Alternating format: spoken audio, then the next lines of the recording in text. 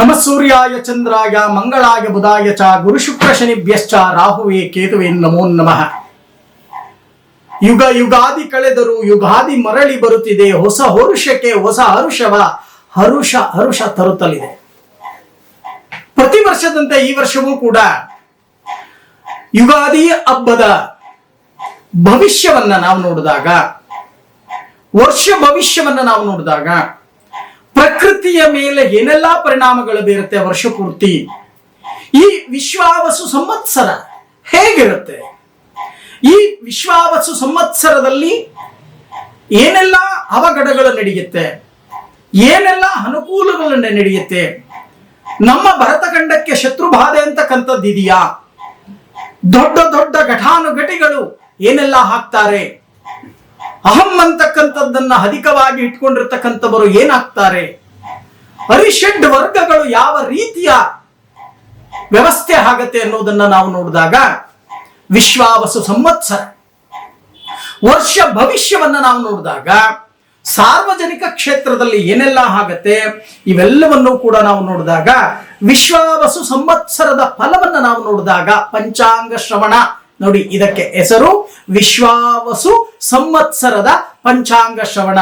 ಯಾವ ಗ್ರಹಗಳು, ನವಗ್ರಹಗಳಲ್ಲಿ ಯಾವ ಗ್ರಹಗಳು ರಾಜರಾಗ್ತಾರೆ, ಮಂತ್ರಿ ಆಗ್ತಾರೆ, ಜಲಾಧಿಪ ಯಾರಾಗ್ತಾರೆ, ಹೀಗೆ ಒಂದೊಂದು ಅಧಿಕಾರಕ್ಕೂ ಒಂದೊಂದು ಗ್ರಹಗಳನ್ನ ನಾವು ವಿಂಗಡಣೆಯನ್ನ ಮಾಡಿ ಭವಿಷ್ಯವನ್ನ ನಿರೂಪಣೆಯನ್ನ ಮಾಡತಕ್ಕಂತ ಒಂದು ಕೆಲಸವನ್ನ ನಾವು ಮಾಡ್ತೇವೆ. ಯಾಕೆಂದ್ರೆ ನಾವು ಜ್ಯೋತಿಷ್ಯರು, ಸಾರ್ವಜನಿಕರಿಗೋಸ್ಕರ ಜ್ಯೋತಿಷ್ಯದ ಬಗ್ಗೆ ತಲೆ ಕೆಡಿಸ್ಕೊಂಡು ಯಾವ ಗ್ರಹಗಳು ಏನೆಲ್ಲ ನಮಗೆ ಕೊಡ್ತಾರೆ ಅನ್ನೋದನ್ನ ನಾವು ನೋಡಿದಾಗ ಈ ವಿಶ್ವಾವಸು ಸಂವತ್ಸರದಲ್ಲಿ ರವಿ ರಾಜನಾದರೆ ನೋಡಿ, ಮುಖ್ಯವಾಗಿ ಮಂತ್ರಿ ಚಂದ್ರನಾಗ್ತಾನೆ, ಸೇನಾಧಿಪ ರವಿ ಯಾದರೆ ಸಸ್ಯಾಧಿಪ ಗುರು ಹಾಕ್ತಾರೆ, ಹಾಗೆ ಧಾನ್ಯಾಧಿಪ ಕುಜನಾಗ್ತಾರೆ, ಹರ್ಗ್ಯಾಧಿಪ ರವಿ ಆಗ್ತಾರೆ, ಮೇಘಾಧಿಪ ರವಿ, ರಸಾಧಿಪ ಶನಿ, ನಿರಸಾಧಿಪ ಬುಧ, ಪಶುನಾಯಕ ಯಮ. ಚೆನ್ನಾಗಿ ಅರ್ಥ ಮಾಡ್ಕೊಳ್ಳಿ. ರವಿ ರಾಜನಾಗ್ತಾನೆ. ರವಿ ಎಂದರೆ ಯಾರು? ಸೂರ್ಯ. ಆ ಸೂರ್ಯ ರಾಜನಾದಾಗ ಆತ್ಮಕಾರಕನಾಗಿರ್ತಕ್ಕಂಥ ಸೂರ್ಯ ಪ್ರತಿಯೊಬ್ಬರಿಗೂ ಕೂಡ ಅನುಕೂಲಗಳನ್ನ ಕೊಡ್ತಾನೆ. ಬಹಳಷ್ಟು ರೈತರು ಧೃತಿಗೆಡ್ತಕ್ಕಂಥದ್ದು ಬೇಡ, ಒಳ್ಳೆ ಮಳೆ ಅಂತಕ್ಕಂಥದ್ದಾಗತ್ತೆ, ಮಳೆ ಅಂತಕ್ಕಂಥದ್ದಾಗತ್ತೆ. ಕೃಷಿ ಚಟುವಟಿಕೆಯಲ್ಲಿ ಯಾರ್ಯಾರು ತೊಡಗಿದ್ದೀರೋ ಅಂತವರಿಗೆ ಬಹಳಷ್ಟು ಅನುಕೂಲಗಳಾಗತ್ತೆ. ನೀವು ಅಂದುಕೊಂಡೇ ಇರಲ್ಲ, ಒಳ್ಳೆಯ ಬೆಳೆ, ಒಳ್ಳೆಯ ಮಳೆ ಅಂತಕ್ಕಂಥದ್ದಾಗತ್ತೆ.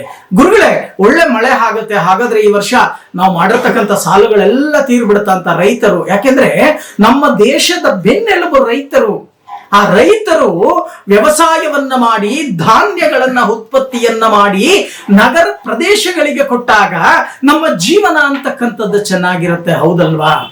ನಮ್ಮ ಜೀವನ ಚೆನ್ನಾಗಿರ್ಬೇಕು ಅಂದ್ರೆ ರೈತರು ತುಂಬಾ ಕಷ್ಟಪಡಬೇಕು. ಆ ರೈತರು ತುಂಬಾ ಕಷ್ಟಪಟ್ಟರೆ ಮಾತ್ರ ನಮಗೆ ಅನುಕೂಲಗಳು ಅಂತಕ್ಕಂಥದ್ದು ಶತಸಿದ್ಧ. ಮಳೆ ಏನೋ ಚೆನ್ನಾಗಾಗತ್ತೆ, ಆದ್ರೆ ಎಚ್ಚರಿಕೆ ಇರಲಿ, ಭೂಕುಸಿತಗಳು ಹೆಚ್ಚಾಗತ್ತೆ, ಅತಿವೃಷ್ಟಿ ಅನಾವೃಷ್ಟಿ ಅಂತಕ್ಕಂಥದ್ದು ಹೆಚ್ಚಾಗತ್ತೆ. ಎಷ್ಟೇ ರೈತ ಕಷ್ಟಪಟ್ಟು ಬೆಳೆ ಬೆಳೆದರೂ ಸಹಿತ ಅವನಿಗೆ ಸರಿಯಾದ ಬೆಲೆ ಅಂತಕ್ಕಂಥದ್ದು ಲಭ್ಯವಾಗಲ್ಲ. ಮಧ್ಯವರ್ತಿಗಳು ಅದನ್ನ ಸಂಪಾದನೆಯನ್ನ ಮಾಡ್ಕೋತಾರೆ. ಆದ್ರೆ ಸಾರ್ವಜನಿಕ ಕ್ಷೇತ್ರದಲ್ಲಿ ಬೆಲೆ ದುಬಾರಿ ಆಗ್ತಕ್ಕಂಥದ್ದು ಕಂಡು ಬರುತ್ತೆ. ಯಾವ್ಯಾವುದು ಬೆಲೆ ದುಬಾರಿ ಆಗತ್ತೆ ಅಂತಕ್ಕಂಥದ್ದನ್ನ ನಾವು ನೋಡಿದಾಗ ತೆಂಗು ಬೆಳೆಗಾರರು ಈಗಾಗಲೇ ಬಹಳಷ್ಟು ಬೆಲೆಯನ್ನು ನೋಡ್ತಾ ಇದ್ದೀರಾ, ಮತ್ತಷ್ಟು ಬೆಲೆ ಅಂತಕ್ಕಂಥದ್ದು ಹೆಚ್ಚಾಗತ್ತೆ. ಭತ್ತದ ಬೆಳೆಗಾರರಿಗೆ ಒಳ್ಳೆಯ ಒಂದು ಬೆಲೆ ಅಂತಕ್ಕಂಥದ್ದು ಅಧಿಕವಾಗುತ್ತೆ. ಭತ್ತದ ಬೆಲೆ ಅಂದ್ರೆ ಅಕ್ಕಿ. ಇನ್ನ ಬೇಳೆಕಾಳುಗಳೆಲ್ಲವೂ ಕೂಡ ಅಧಿಕವಾಗುತ್ತೆ. ಇನ್ನ ದ್ರವ್ಯ ರೂಪದ ವಸ್ತುಗಳು, ಎಣ್ಣೆ, ತುಪ್ಪ, ಹಾಲು, ಮೊಸರು ಇವೆಲ್ಲವೂ ಕೂಡ ಅಧಿಕವಾಗುತ್ತೆ ರೇಟು.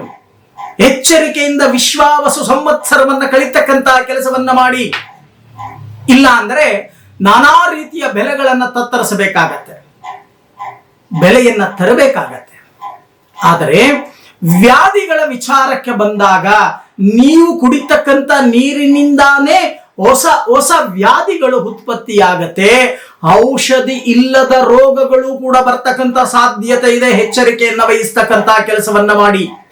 ಸಕಾಲಕ್ಕೆ ಅನ್ನ, ಆಹಾರ, ನಿದ್ರಾದಿಗಳನ್ನ ಸರಿಯಾಗಿ ನಿಮ್ಮ ಬಾಡಿಯಲ್ಲಿ ಶರೀರದಲ್ಲಿ ಉಷ್ಣಾಂಶ, ಶೀತಾಂಶ ಸಮತೋಲನವನ್ನ ಕಾಪಾಡ್ಕೊಳ್ತಕ್ಕಂಥ ಒಂದು ಕೆಲಸವನ್ನ ಮಾಡತಕ್ಕಂಥ ಕೆಲಸವನ್ನ ಮಾಡಿ. ಇಲ್ಲ ಅಂದ್ರೆ ನಾನಾ ರೀತಿಯ ಸಮಸ್ಯೆ ಅಂತಕ್ಕಂಥದ್ದನ್ನ ಈ ವರ್ಷ ನೀವು ಅನುಭವಿಸಬೇಕಾಗತ್ತೆ. ಇನ್ನ ಮೀನ ರಾಶಿಯಲ್ಲಿ ಶನಿ, ಚೆನ್ನಾಗಿ ಅರ್ಥ ಮಾಡ್ಕೊಳ್ಳಿ. ಈ ಮೀನ ರಾಶಿಯಲ್ಲಿ ಶನಿ ಸಂಚಾರವನ್ನ ಮಾಡಬೇಕಾದ್ರೆ ಮೀನ ರಾಶಿಗೆ ಅಧಿಪತಿ ಗುರು. ಯಾರು ಕಪಟ ಗುರುಗಳಿದ್ದಾರೋ ಅವರ ಬಂಡವಾಳ ಎಲ್ಲ ಈಚೆಗೆ ಬಂದ್ಬಿಡತ್ತೆ. ಬಹಳಷ್ಟು ಜನ ಖಾದಿಯನ್ನ ಹಾಕೊಂಡಿದ್ದಾರೆ. ಖಾದಿಗೆ ನಾನು ಕೂಡ ಗೌರವವನ್ನ ಕೊಡ್ತೇನೆ. ಖಂಡಿತವಾಗಿ ಒಂದು ಗುರು ಅಂತ ಅಂದ್ರೆ ಗುರು ಬ್ರಹ್ಮ, ಗುರು ವಿಷ್ಣು, ಗುರುದೇವೋ ಮಹೇಶ್ವರ, ಗುರು ಸಾಕ್ಷಾತ್ ಪರಬ್ರಹ್ಮ, ತಸ್ಮೈ ಶ್ರೀ ಗುರವೇ ನಮಃ. ಒಬ್ಬ ಗುರುವನ್ನ ನಾವು ತ್ರಿಮೂರ್ತಿಗಳಿಗೆ ಹೋಲಿಸ್ತೀವಿ. ಲಘು, ಲಯ, ಕರ್ತ. ಶಿವನಿಗೆ ಹೋಲಿಸ್ತೀವಿ, ವಿಷ್ಣುವಿಗೆ ಹೋಲಿಸ್ತೀವಿ, ಬ್ರಹ್ಮನಿಗೆ ಹೋಲಿಸ್ತೀವಿ. ಗುರುಪಾದ ನಮ್ಮ ಮೇಲೆ ಇರಲಿ ಅಂತ ಹೇಳ್ತೀವಿ. ಆದರೆ ಬಹಳಷ್ಟು ಕಪಟ ಗುರುಗಳು ಅಂತಕ್ಕಂಥವರೇನಿದ್ದಾರೆ ಅವರ ಗುರು ಚಾಂಡಾಲ ಯೋಗದಿಂದ ತತ್ತರಿಸ್ತಕ್ಕಂಥ ಸಾಧ್ಯತೆ, ಅವರ ಬಂಡವಾಳವೆಲ್ಲ ಈಚೆ ಬರುತ್ತೆ ಮುಂದಿನ ದಿನಗಳಲ್ಲಿ. ನೋಡಿ, ಈ ವಿಶ್ವಾವಸು ಸಂವತ್ಸರದ ಫಲ ಅಂತಕ್ಕಂಥದ್ದು ಈ ರೀತಿ ಹೇಳಿದ್ರೆ, ಸಾರ್ವಜನಿಕ ಕ್ಷೇತ್ರದಲ್ಲಿ ಉತ್ತಮವಾಗಿರ್ತಕ್ಕಂಥವರಿಗೆ ಕಷ್ಟ ಕಾರ್ಪಣ್ಯಗಳು ಅಧಿಕವಾಗಲ್ಲ. ತುಂಬಾ ಬಡವರಾಗಿರ್ತಕ್ಕಂಥವರಿಗೆ ಆವತ್ತು ದುಡಿದು ಆವತ್ತು ತಿನ್ನತಕ್ಕಂಥವರಿದ್ದಾರಲ್ಲ, ಜೀವನವನ್ನು ಮಾಡೋಕೆ ಇದ್ದಾರಲ್ಲ, ಅಂಥವರಿಗೂ ಅಯ್ಯೋ ಏನಾದ್ರೂ ನಮಗೇನು, ನಾಳೆ ದುಡಿತೀವಿ ನಾಳೆ ತಿಂತೀವಿ ಅನ್ನೋ ಒಂದು ಲೆಕ್ಕಾಚಾರದಲ್ಲಿರ್ತಾರೆ. ಆದ್ರೆ ಈ ಮಧ್ಯಮ ವರ್ಗದವರು ಇರ್ತಾರಲ್ಲ, ಪಾಪ ತಮ್ಮ ಸಂಸಾರಕ್ಕೋಸ್ಕರ, ಮಕ್ಕಳಿಗೋಸ್ಕರ ಎಲ್ಲೋ ಒಂದು ಮನೆ ಕಟ್ಟುವುದು, ಎಲ್ಲೋ ಒಂದು ಸೈಟ್ ತಗೊಳ್ಳೋದು, ಎಲ್ಲೋ ಫೈನಾನ್ಸ್ ಅಲ್ಲಿ ತಗೊಳ್ತಕ್ಕಂಥದ್ದು, ಯಾವುದೋ ಬ್ಯಾಂಕ್ ಅಲ್ಲಿ ಲೋನ್ ತಗೊಳ್ತಕ್ಕಂಥದ್ದು, ಈ ವ್ಯವಹಾರಗಳನ್ನ ಮಾಡ್ಕೊಂಡಿರ್ತಾರಲ್ಲ, ಪ್ರತಿ ತಿಂಗಳು ಕಮಿಟ್ಮೆಂಟ್ ಅಂತಕ್ಕಂಥದ್ದನ್ನ ಇಟ್ಕೊಂಡಿರ್ತಾರಲ್ಲ, ಅಂತವರಿಗೆ ಬಹಳಷ್ಟು ಸಮಸ್ಯೆಗಳು ಉತ್ಪತ್ತಿಯಾಗ್ತಕ್ಕಂಥ ಸಾಧ್ಯತೆಗಳು ಹೆಚ್ಚಾಗಿ ಕಂಡು ಬರ್ತಾ ಇದೆ. ಎಚ್ಚರಿಕೆಯಿಂದ ಪ್ಲಾನ್ ಮಾಡ್ಕೊಳ್ತಕ್ಕಂಥ ಕೆಲಸವನ್ನ ಮಾಡಿ ವಿಶ್ವಾವಸು ಸಂವತ್ಸರದಲ್ಲಿ. ಈ ವಿಶ್ವಾವಸು ಸಂವತ್ಸರ ಹಾಗೆ ಇಲ್ಲದೆ ಇರತಕ್ಕಂಥ ಸಮಸ್ಯೆಗಳನ್ನ ಉತ್ಪತ್ತಿಯನ್ನ ಮಾಡೋಕೆ ಮುಂದಾಗತ್ತೆ. ಆದರೆ ಪ್ರಾಣಿ ಪ್ರಪಂಚದಲ್ಲಿ ಮನುಷ್ಯ ಪ್ರಾಣಿಗೆ ಅತಿ ಬುದ್ಧಿಶಕ್ತಿ ಅಂತಕ್ಕಂಥದ್ದನ್ನ ಭಗವಂತ ಕೊಟ್ಟಿದ್ದಾನೆ. ಆ ಭಗವಂತ ಕೊಟ್ಟಿರ್ತಕ್ಕಂಥ ಬುದ್ಧಿಶಕ್ತಿಯನ್ನ ನಾವು ಸದುಪಯೋಗವನ್ನ ಪಡಿಸಬೇಕು. ಸಕಾಲಕ್ಕೆ ಉಪಯೋಗವನ್ನ ಮಾಡ್ಕೋಬೇಕು. ಸಕಾಲಕ್ಕೆ ಉಪಯೋಗವನ್ನ ಮಾಡ್ಕೊಳ್ಳಿಲ್ಲ ಅಂತ ಅಂದ್ರೆ ಪ್ರಯೋಜನ ಇಲ್ಲ. ಎಲ್ಲೋ ಒಂದು ಕಡೆ ಸಂಕಟಕ್ಕೆ, ಸಾಲದ ಬಾಧೆಗೆ, ಅಥವಾ ಮಾನಹಾನಿ ಆಗ್ತಕ್ಕಂಥ ಸಾಧ್ಯತೆ, ಅಥವಾ ಎಲ್ಲೋ ಒಂದು ಕಡೆ ದಂಡವನ್ನ ಕಟ್ತಕ್ಕಂಥ ಸಾಧ್ಯತೆ, ಇವೆಲ್ಲವೂ ಕೂಡ ಆಗುತ್ತೆ. ಚೆನ್ನಾಗಿ ಅರ್ಥ ಮಾಡ್ಕೊಳ್ಳಿ. ಸಾರ್ವಜನಿಕ ಕ್ಷೇತ್ರದಲ್ಲಿ ನಂಬಿಕೆಗೆ ಬೆಲೆ ಇರಲ್ಲ, ಸಂಬಂಧಕ್ಕೆ ಬೆಲೆ ಇರಲ್ಲ. ಈ ವಿಶ್ವಾವಸು ಸಂವತ್ಸರ ಅದನ್ನೇ ಹೇಳ್ತಾ ಇದೆ. ಬರೀ ಹಣಕ್ಕೆ ಮಾತ್ರ ಬೆಲೆ. ಚೆನ್ನಾಗಿ ಅರ್ಥ ಮಾಡ್ಕೊಳ್ಳಿ. ಹಣದಿಂದ ಏನ್ ಬೇಕಾದ್ರೂ ಮಾಡಬಹುದು ಅನ್ನುವುದನ್ನ ಈ ವಿಶ್ವಾವಸು ಸಂವತ್ಸರ ಹೇಳ್ತಾ ಇದೆ. ಹಾಗಂತ ಕಪಟತನದಿಂದ, ವಂಚನೆಯಿಂದ, ಮೋಸದಿಂದ ನೀವು ಹಣವನ್ನ ಸಂಪಾದನೆಯನ್ನ ಮಾಡ್ಲಿಕ್ಕೆ ಏನಾದ್ರೂ ಮುಂದಾದರೆ ಆರೋಗ್ಯದಲ್ಲಿ ವ್ಯತ್ಯಾಸವಾಗಿ ಲಕ್ಷಾಂತರ ಹಣವನ್ನ ಮೆಡಿಕಲ್ಗೆ ಖರ್ಚು ಮಾಡಬೇಕಾಗತ್ತೆ, ಹಾಸ್ಪಿಟಲ್ಗೆ ಖರ್ಚು ಮಾಡಬೇಕಾಗತ್ತೆ, ಚಿಕಿತ್ಸೆಗೆ ಖರ್ಚು ಮಾಡಬೇಕಾಗತ್ತೆ. ಕ್ರೋಧಿ ನಾಮ ಸಂವತ್ಸರದಲ್ಲಿ ಯಾರ್ಯಾರು ಮೋಸ ಮಾಡಿದಿರೋ ಅವರೆಲ್ಲರೂ ಕೂಡ ಈ ವಿಶ್ವಾವಸು ಸಂವತ್ಸರದಲ್ಲಿ 1 ಲಕ್ಷಕ್ಕೆ 10 ಲಕ್ಷ ಸೇರಿಸಿ, 1 ಲಕ್ಷ ನೀವು ಮೋಸ ಮಾಡಿ ಸಂಪಾದನೆ ಮಾಡಿದ್ದರೆ 10 ಲಕ್ಷವನ್ನ ದಂಡವಾಗಿ ಕಟ್ಟಬೇಕಾಗತ್ತೆ. ಅಂದ್ರೆ ನಿಮ್ಮ ಆರೋಗ್ಯ ಕಾಪಾಡಿಕೊಳ್ಳಿಕ್ಕೆ ಕಷ್ಟಪಡಬೇಕಾಗತ್ತೆ. ಚೆನ್ನಾಗಿ ಅರ್ಥ ಮಾಡ್ಕೊಳ್ಳಿ. ಅದಕ್ಕೋಸ್ಕರನೇ ಪ್ರತಿ ಒಂದು ಕಾರ್ಯಕ್ರಮದಲ್ಲೇ ಹೇಳ್ತೇವೆ, ಮೋಸ, ದಗ, ವಂಚನೆ ಬೇಡ. ಭಗವಂತ ಮೆಚ್ಚೋ ರೀತಿ ನೀವು ಬದುಕಿ. ಈ ವಿಶ್ವಾವಸು ಸಂವತ್ಸರದಲ್ಲಾದರೂ ರೂಢಿಸ್ಕೊಳ್ತಕ್ಕಂಥ ಕೆಲಸವನ್ನ ಮಾಡಿ. ಯಾಕೆ ಮೋಸ, ದಗ, ವಂಚನೆ, ಕಪಟತನ, ಇನ್ನೊಬ್ಬರಿಗೆ ಮೋಸ ಮಾಡ್ತಕ್ಕಂಥದ್ದು ಯಾಕೆ? ಇವೆಲ್ಲವೂ ಯಾಕೆ? ಯಾವ ಪುರುಷಾರ್ಥಕ್ಕೆ? ಮೊದಲು ಬರಬೇಕಾದ್ರೆ ನಾವ್ ಏನ್ ತಗೊಂಡು ಬಂದಿದೀವಿ ಅಂತಕ್ಕಂಥದ್ದನ್ನ ಯೋಚನೆಯನ್ನ ಮಾಡಿ. ಹೋಗ್ಬೇಕಾದ್ರೆ ಏನಾದ್ರೂ ತಗೊಂಡು ಹೋಗ್ತೀರಾ? ಇಲ್ವಲ್ಲ. ಬರಬೇಕಾದರೆ ಬರುವಾಗ ಬೆತ್ತಲೆ, ಹೋಗುವಾಗ ಬೆತ್ತಲೆ, ಮಧ್ಯದಲ್ಲಿ ಪೂರ್ಣ ಕತ್ತಲೆ. ಈ ಕತ್ತಲಲ್ಲಿ ನಾವು ಬೆಳಕನ್ನ ಹುಡುಕಬೇಕು, ಭಗವಂತ ಮೆಚ್ಚೋ ರೀತಿ ಜೀವನವನ್ನ ನಡೆಸಬೇಕು. ಅದಕ್ಕೆ ಭಗವದ್ಗೀತೆಯಲ್ಲಿ ಶ್ರೀಕೃಷ್ಣ ಪರಮಾತ್ಮ ಹೇಳ್ತಕ್ಕಂಥದ್ದು, ಕರ್ಮಣ್ಯೇ ವಾದಿಕಾರಸ್ಯ ಮಹಾಫಲೇಶು ಕದಾಶನಃ.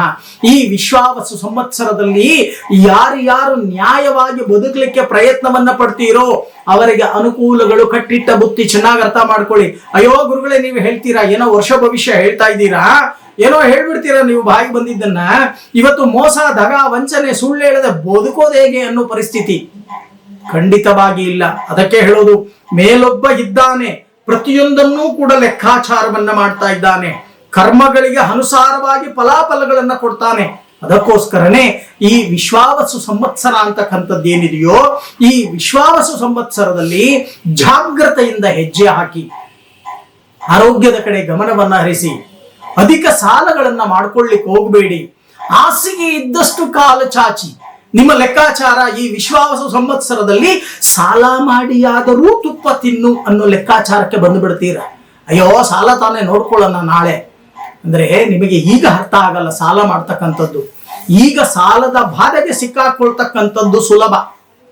ಆದರೆ ಸಾಲಿಗನು ಬಂದಾಗ ಕಿಬ್ಬದಿಯ ಕೀಳು ಮುರಿದಂತೆ ಸರ್ವಜ್ಞ. ಚೆನ್ನಾಗಿ ಅರ್ಥ ಮಾಡ್ಕೊಳ್ಳಿ. ಅವತ್ತು ಧರ್ಮ ಸಂಕಟಕ್ಕೆ ಸಿಕ್ಕಾಕೊಂಡು ಒದ್ದಾಡತಕ್ಕಂಥ ಸಾಧ್ಯತೆ ಹೆಚ್ಚಾಗಿ ಕಂಡು ಬರುತ್ತೆ. ಯೋಚನೆಯನ್ನ ಮಾಡಿ. ಈ ಮಾತು ಈ ವಿಶ್ವಾವಸು ಸಂವತ್ಸರದಲ್ಲಿ ಸಂಪೂರ್ಣವಾಗಿ ನಿಮ್ಮ ಜೀವನದಲ್ಲಿ ಅರ್ಥವಾಗ್ತಕ್ಕಂಥ ಮಾತನ್ನ ನಾನು ನಿಮಗೆ ಹೇಳಿದ್ದೀನಿ ಅಂತ ನಾನು ಹೆಮ್ಮೆಯಿಂದ ಹೇಳ್ಕೊಳ್ಳೋಕೆ ಇಷ್ಟಪಡ್ತೀನಿ. ಇಂಥ ಒಂದು ವಿಶ್ವಾವಸು ಸಂವತ್ಸರ ನಮಗೆ ಅನುಕೂಲಗಳನ್ನ ತರಬೇಕು ಅಂದ್ರೆ ನಾವೇನು ಮಾಡಬೇಕು? ದೇವರನ್ನ ನಂಬ್ರಿ, ಮನುಷ್ಯನ ನಂಬೇಡಿ. ದೇವರನ್ನು ನಂಬಿ ಕೆಟ್ಟವರಿಲ್ಲ. ದೈವಶಕ್ತಿಯನ್ನ ನಂಬಿ. ನಿಮ್ಮ ದೇವರು ಯಾವುದೇ ಆಗಲಿ ದೈವಶಕ್ತಿಯನ್ನ ನಂಬಿ, ಮನುಷ್ಯನ ನಂಬೇಡಿ. ಮನುಷ್ಯ ಬಹಳಷ್ಟು ಮೋಸ, ದಗ, ವಂಚನೆ ಅಂತಕ್ಕಂಥದ್ದಿದೆ. ಹಾಗಾದ್ರೆ ಗುರುಗಳೇ, ನಂಬಿಕೆ ಜೀವನವೇ ಇಲ್ವಾ? ವಿಶ್ವಾವಸು ಸಂವತ್ಸರದಲ್ಲಿ ಇದೆ. ಕೆಲವರಿಗೆ ಮಾತ್ರ ನಂಬಿಕೆ ಜೀವನ, ಎಲ್ಲರಿಗೂ ಕೂಡ ಇರಲ್ಲ. ಯಾಕೆಂದ್ರೆ ಇದು ವಿಶ್ವಾವಸು ಸಂವತ್ಸರ. ವಿಶ್ವಾವಸು ಸಂವತ್ಸರದಲ್ಲಿ ಬಹಳಷ್ಟು ಭೂಕಂಪಗಳಾಗ್ತಕ್ಕಂಥ ಸಾಧ್ಯತೆಗಳಿದೆ. ಅತಿಯಾದ ಮಳೆ, ಹುಚ್ಚು ಮಳೆ ಅಂತಕ್ಕಂಥದ್ದು, ಹೆಚ್ಚು ಮಳೆ ಅಂತಕ್ಕಂಥದ್ದು ಬರುತ್ತೆ. ಇದಕ್ಕೆ ನೀವು ತಯಾರಿಯನ್ನ ನಡೆಸ್ಕೊಳ್ಳಿ. ನಿಮ್ಮ ನಗರದಲ್ಲಿ ಇರತಕ್ಕಂಥ ತೊಂದರೆ, ತಾಪತ್ರಯಗಳನ್ನ ನಿವಾರಣೆಯನ್ನ ಮಾಡ್ಕೊಳ್ತಕ್ಕಂಥ ಕೆಲಸವನ್ನ ಮಾಡಿ, ನಗರಗಳ ಸ್ವಚ್ಛತೆಯನ್ನ ಕಾಪಾಡಿ. ಇಲ್ಲ ಅಂತ ಅಂದ್ರೆ ಈ ಒಂದು ಅತಿವೃಷ್ಟಿ ಅನಾವೃಷ್ಟಿಯಿಂದ ರೋಗ ರುಜಿನಗಳಿಗೆ ನೀವು ತುತ್ತಾಗಬೇಕಾಗತ್ತೆ. ಲೆಕ್ಕಾಚಾರವನ್ನ ಮಾಡ್ಕೊಳ್ಳಿ. ಅಕಾಲ ಮರಣ ಅಂತಕ್ಕಂಥದ್ದು ಅಧಿಕವಾಗುತ್ತೆ ಎಲ್ಲಿ? ಈ ವಿಶ್ವಾವಸು ಸಂವತ್ಸರದಲ್ಲಿ. ಅದಕ್ಕೋಸ್ಕರನೇ ಪ್ರತಿ ಸೋಮವಾರ ನಿಮ್ಮ ಕೈಯಲ್ಲಿ ಆಗಿರ್ತಕ್ಕಂಥ ಸೇವೆ, ಶಿವಾಲಯಕ್ಕೆ ಹೋಗ್ತಕ್ಕಂಥ ಸೇವೆಯನ್ನ ಮಾಡಿ, ಬಿಲ್ವಾರ್ಚನೆಯನ್ನ ಮಾಡಿ, ಶಿವಪ್ಪ ಕಾಪಾಡಪ್ಪ ಅಂತ ಹೇಳಿ ಪ್ರಾರ್ಥನೆ ಮಾಡಿ. ಮುಕ್ತಿದಾಯಕನಾಗಿರ್ತಕ್ಕಂಥ ಪರಮೇಶ್ವರ ಅವನು ನಮಗೆ ಆಶೀರ್ವಾದವನ್ನ ಮಾಡಿದರೆ ಮುಕ್ತಿ ಅಂತಕ್ಕಂಥದ್ದು ಲಭ್ಯವಾಗತ್ತೆ ಅನ್ನೋದು ನಮ್ಮ ಜ್ಯೋತಿಷ್ಯ ಶಾಸ್ತ್ರದಲ್ಲಿ ಬರ್ತಕ್ಕಂಥ ಸಾರಾಂಶ. ಅದು ವಿಷ್ಣು ಆಗಲಿ, ಶಕ್ತಿ ದೇವತೆಯಾಗಲಿ, ಹನುಮಂತನಾಗಲಿ, ನವಗ್ರಹಗಳಾಗಲಿ, ಶಿವನಾಗಲಿ, ಯಾರೇ ಆದರೂ ಸಹಿತ ದೈವ ಶಕ್ತಿಯ ಮೇಲೆ ನಂಬಿಕೆಯನ್ನ ಇಟ್ಟು ಈ 365 ದಿನಗಳ ಕಾಲ ಈ ಒಂದು ವಿಶ್ವಾವಸು ಸಂವತ್ಸರ ಜೀವನವನ್ನ ಮಾಡ್ತಕ್ಕಂಥ ಕೆಲಸವನ್ನ ಮಾಡಿ. ಯಾರೂ ಕೂಡ ಶಾಶ್ವತವಾಗಿ ಇರಲ್ಲ ಇಲ್ಲಿ. ಯಾರೂ ಕೂಡ ಇಲ್ಲಿ ಶಾಶ್ವತವಾಗಿ ಗೂಟ ಒಡ್ಕೊಂಡು ಇರಲಿಕ್ಕೆ ಸಾಧ್ಯ ಇಲ್ಲ. ಭಗವದಾಜ್ಞೆಯ ನಾವು ಬಂದಿದ್ದೇವೆ, ಜ್ಞಾಪಕ ಇರಲಿ. ನೀರಿನ ಮೇಲಿನ ಗುಳ್ಳೆಯ ರೀತಿ ನಮ್ಮ ಜೀವನ. ಯಾವಾಗ ಕರೆದರೂ ಕೂಡ ನಾವು ಎಲ್ಲವನ್ನು ಕೂಡ ಬಿಟ್ಟು ಹೋಗಲೇಬೇಕು. ಅದಕ್ಕೆ ಈ ವಿಶ್ವಾವಸು ಸಂವತ್ಸರ ಅಂತಕ್ಕಂಥದ್ದು ನಮಗೆ ಈ ತಿಂಗಳಲ್ಲಿ ಆಗಮನ ಆಗಿದೆ. ಈ ವಿಶ್ವಾವಸು ಸಂವತ್ಸರದಲ್ಲಿ 12 ರಾಶಿಗಳಿಗೆ ಯಾವ ರೀತಿ ಇರುತ್ತೆ, ಈ ವಿಶ್ವಾವಸು ಸಂವತ್ಸರ ವರ್ಷ ಭವಿಷ್ಯ ಹೇಗಿರುತ್ತೆ ಇದನ್ನ ನೋಡೋಣ. ತುಲಾ ರಾಶಿ. ಈ ತುಲಾ ರಾಶಿಯವರಿಗೆ ವರ್ಷ ಪೂರ್ತಿ ಅಂದರೆ ವೃಷಭ ರಾಶಿಯಲ್ಲಿ ಮತ್ತು ಕಟಕ ರಾಶಿಯಲ್ಲಿ ಗುರುವು ಸಂಚಾರ ಮಾಡ್ತಕ್ಕಂಥ ಸಮಯದಲ್ಲಿ ತುಲಾ ರಾಶಿಯವರಿಗೆ ಅಶುಭದಾಯಕನಾಗಿದ್ದು ಚೌರಾಗ್ನಿ ಭೀತಿ, ಬಂಧು ಮಿತ್ರರ ವಿರಸ, ದುಷ್ಟ ಜನರ ಸಹವಾಸ, ಅನಾರೋಗ್ಯ, ಮನಸ್ಸಿಗೆ ಚಿಂತೆ, ಜೊತೆಗೆ ಮಾಡ್ತಕ್ಕಂಥ ಕೆಲಸ ಕಾರ್ಯಗಳಲ್ಲಿ ವಿಘ್ನ, ಮಾಡ್ತಕ್ಕಂಥ ವ್ಯಾಪಾರ ವ್ಯವಹಾರದಲ್ಲಿ ಅಲ್ಪ ಲಾಭ, ಅಧಿಕ ಖರ್ಚು ಮೊದಲಾದ ಫಲಗಳನ್ನ ನೀವು ಅನುಭವಿಸಬೇಕಾಗತ್ತೆ.